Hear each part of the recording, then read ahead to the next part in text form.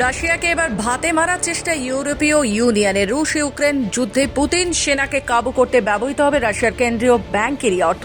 ইউরোপে ছড়িয়ে থাকা রুশ ব্যাংকের অর্থ অনির্দিষ্টকালের জন্য ফ্রিজ করা হয়েছে ইউরোপীয় ইউনিয়নের তরফে। 2022 সালে যুদ্ধ শুরু হওয়ার পর দফায় দফায় বৃদ্ধি করা হচ্ছিল এই টাকা ফ্রিজ করার মেয়াদ, সেটাই এবার অনির্দিষ্টকালের জন্য ফ্রিজ করা হয়েছে।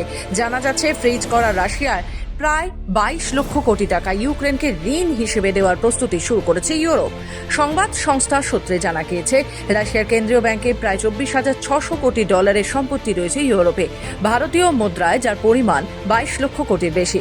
যুদ্ধে রাশিয়ার বিরুদ্ধে এই অর্থ ব্যবহারের পরিকল্পনা শুরু হয়েছে।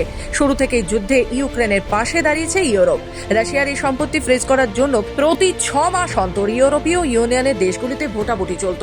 রুশ সম্পত্তি ইউক্রেনের হাতে তুলে দেওয়ার ক্ষেত্রে তাদের আপত্তি এড়াতেই অনির্দিষ্টকালের জন্য এই সম্পত্তি ফ্রিজ করা হলো বলে মনে করা হচ্ছে। এই বিষয়ে আগামী 18 ডিসেম্বর বৈঠক বসতে চলেছে ইউরোপীয় ইউনিয়নের নেতারা। বলার অপেক্ষা রাখে না, ইইউ এর সিদ্ধান্তকে স্বাগত জানিয়েছে ইউক্রেন। প্রায় 4 বছর ধরে যুদ্ধ চলছে রাশিয়া ও ইউক্রেনের মধ্যে। যুদ্ধ শুরুর পর থেকেই রাশিয়ার বিরুদ্ধে একের পর এক নিষেধাজ্ঞা আরোপ করেছে আমেরিকা সহ পশ্চিমের দেশগুলি। ডোনাল্ড ট্রাম্প ক্ষমতায় আসার পর যুদ্ধ থামানোর উদ্যোগ নিলেও বিশেষ লাভ হয়নি। এবার কাঁটা দিয়ে কাঁটা তোলার উদ্যোগ নিল ইউরোপ। ব্যুরো রিপোর্ট, খবর বাংলা।